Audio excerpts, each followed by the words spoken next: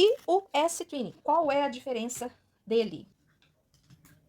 O Twin, ele vai ter aqui essas medidas para o post-it tradicional, ou para miolinhos que tenham essa medida do tradicional. No caso do S-Twin, as medidas dele são 45, 41. Se eu precisar de uma lombada de 2 centímetros, como que eu faço?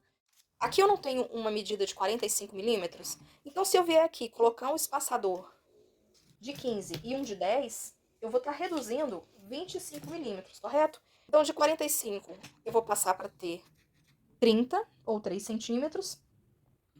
Se eu jogar aqui ao lado um espaçador de 10, eu vou tirar mais 1 centímetro, eu posso fazer um corte de lombada de 2 centímetros. Qual outra forma eu posso aproveitar ainda melhor o meu gabarito? Fazendo cortes longos. Qual a altura do refile fácil Twinning? Esses modelos Twinning, todos eles têm 13,5 de altura. Mas aqui você tem um limite de largura, não tem um limite de altura.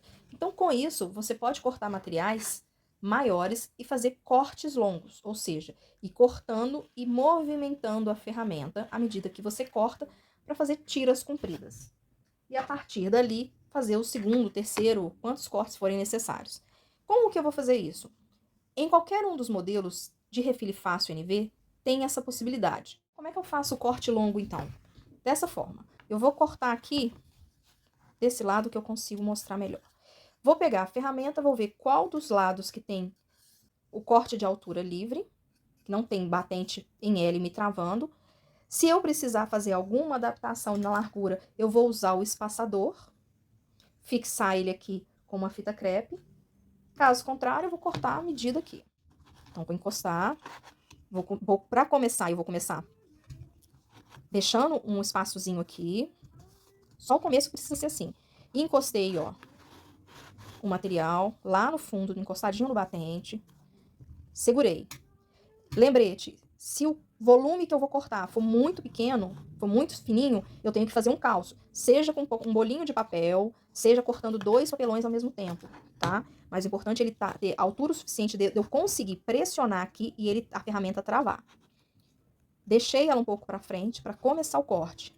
Aí eu venho com a mão, o estilete em pé, paralelo à guia de corte, e eu vou fazer movimentos devagar e bem rente à guia de corte, retinho, encostadinho. Vou repetir isso quantas vezes forem necessárias. A pressão tá na mão que segura aqui, ó.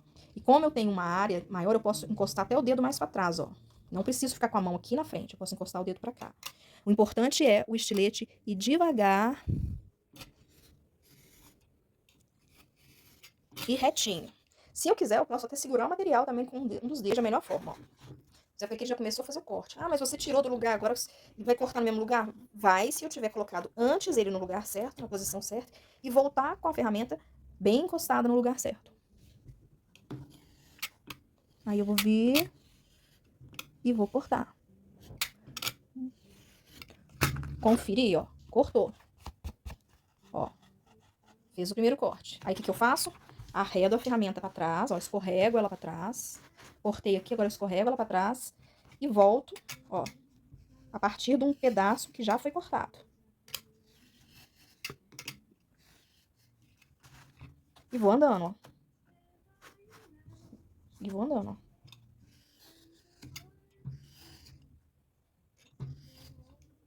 Soltou.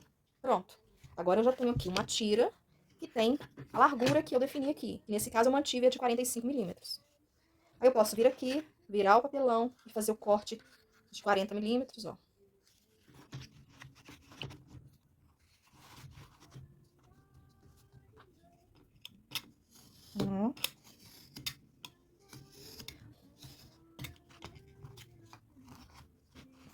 Ó, volta, ó. Encostadinho, ó. Encaixou no batente em L, confirmo, aperto. Ó, cortado, reto, paralelo. Pronto.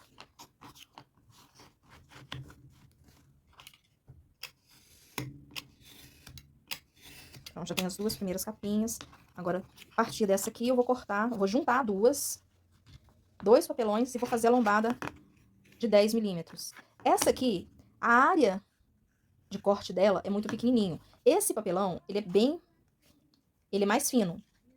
Ele pode não dar ali para segurar, tá vendo? Porque ele tem esse batente em L aqui e a área é muito estreita, então eu não consigo abaixar a ferramenta o suficiente para travar, ó. Observe que o papelão tá correndo solto debaixo da ferramenta. Então, nesse caso, o conselho que eu dou é: faz um calço de papel ou então junta 2 papelões bem batidinhos e corta 2 ao mesmo tempo, ó. Encosta, bate um, bate o outro, ó. Porque aí você vai ter firmeza e segurança para fazer o corte estreito de 1 centímetro. Cortou um, sai fora. Vai devagarzinho. Cortou o outro, sai fora. E aí você tem 2 tirinhas fofinhas de 1 centímetro, cortadinhas certinho.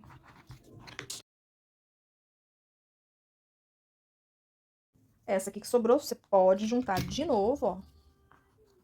E fazer mais um corte, ó. Já pode deixar pronto.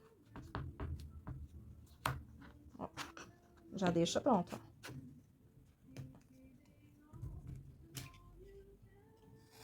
Lembrando, estilete com a lâmina reta, paralela, não precisa correr, não faz força no estilete. Força nunca segura o papelão, a mão que segura o papelão. Correu, pronto. Para finalizar, eu quero mostrar para vocês a função desses furinhos aqui na lateral das ferramentas. Eles são gabaritos de furação para nos auxiliar na posição do ilhós ou elástico de fechamento. Observe que com esse gabarito eu consigo fazer furações de quina, numa distância segura para aplicação de ilhós, ou consigo localizar o centro da altura aqui de uma forma muito fácil. E como é que eu vou utilizar esse gabarito? É muito simples. Posso utilizar ele tanto na capa, na parte da capa, e fazer uma furação na capa, ou na lombada.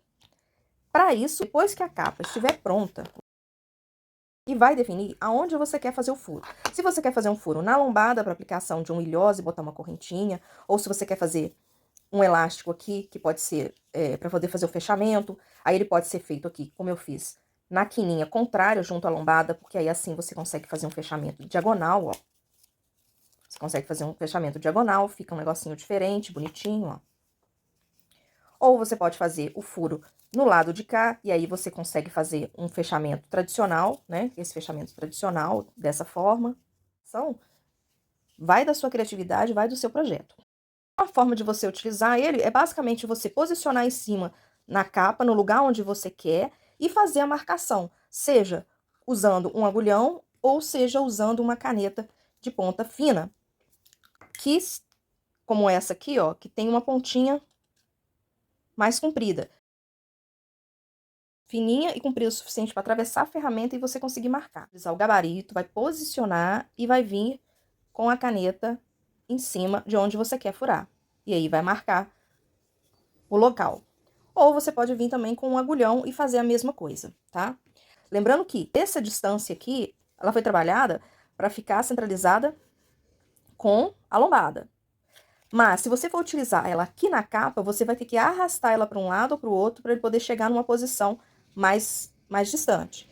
Se você estiver fazendo uma grande quantidade, você pode usar junto o espaçador. Você coloca um espaçador no canto e coloca a ferramenta logo em seguida. Assim, você vai ter medidas padronizadas em todos os que você estiver fazendo.